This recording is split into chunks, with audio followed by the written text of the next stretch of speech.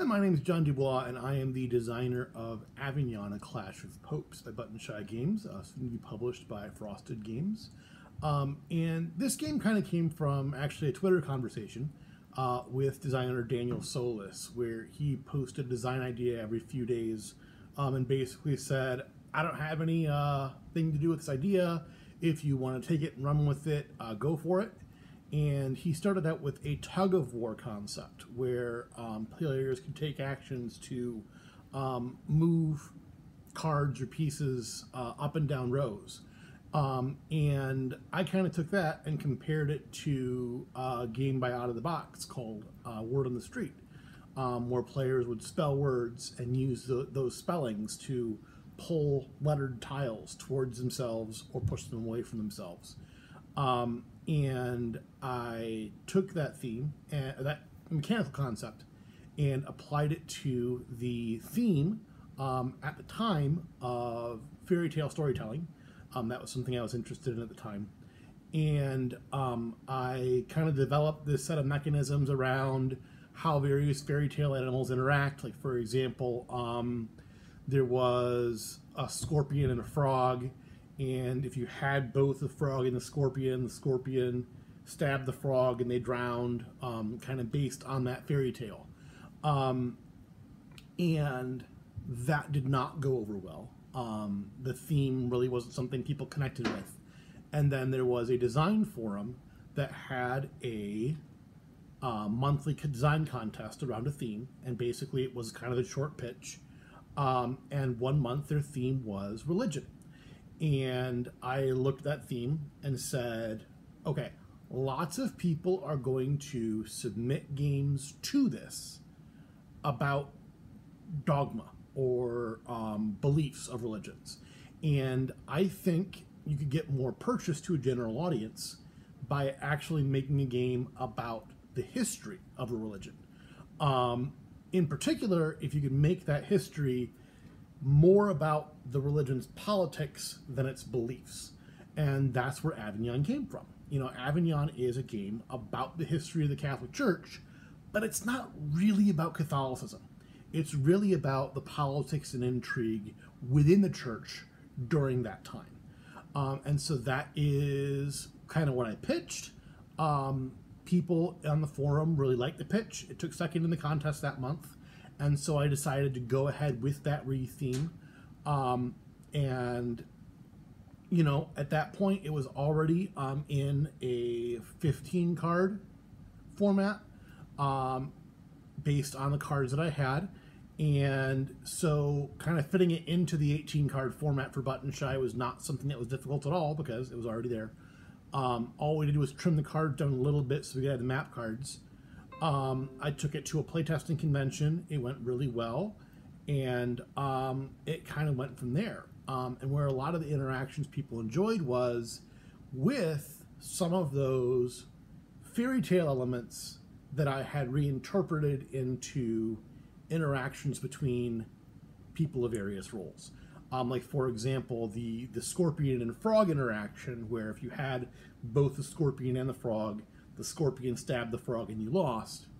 Now that interaction became the noble and peasant, where if you have the noble and the peasant at the same time, the noble betrays you and you lose the game.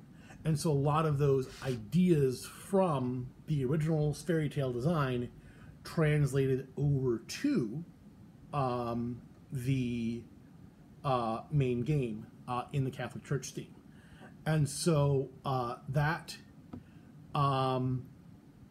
kind of worked out really well.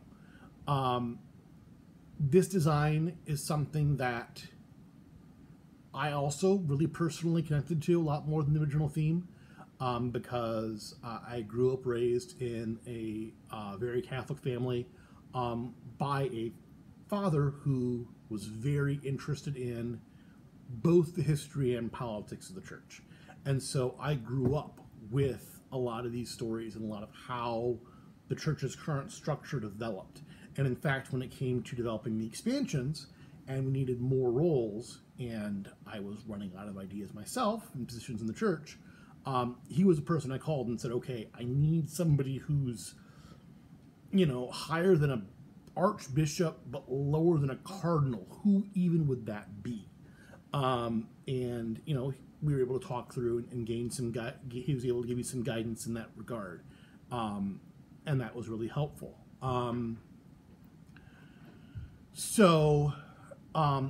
To me, a lot of the fun in this game comes from the interaction between cards and kind of the gotcha moments. The one thing that really showed up in playtesting was that moment where you're able to put together two moves in succession that either get a really tough card off the board or really put your opponent into a tough spot where they have not a lot of choices. Getting a noble very close to an opponent that already has a peasant. Excommunicating somebody who's 2 ranks away from you only to get a knight so you can immediately pull them in. Those kind of surprise and combo moments are really what make the game sing, because you kind of develop the game tactically to try to set up where the best possible thing could happen, but you're still relying on that last final push to get that last person in your congregation, or even get that first person in your congregation. And that kind of those kind of little moments of tension throughout the game are what really make it sing. And that's kind of my thoughts on the design process of Avignon. It's been a game that I've been very pleased with how well it's been received, considering that it was my first design. The process of developing and designing it has helped a lot with developing my further games. I do have another game coming out very soon from Holland Spiel Games called Heading Forward, which is about recovering from a head injury. It's got a little bit more bits. There's pieces to go with it, but it's also an 18, 19, 20 card deck that you work with. And so this kind of small format is something that I gravitated towards Avignon at first, just because it's what worked for the game. And then I found out that I really enjoyed working in that format. So it's going to be something I'm doing more of as I keep designing.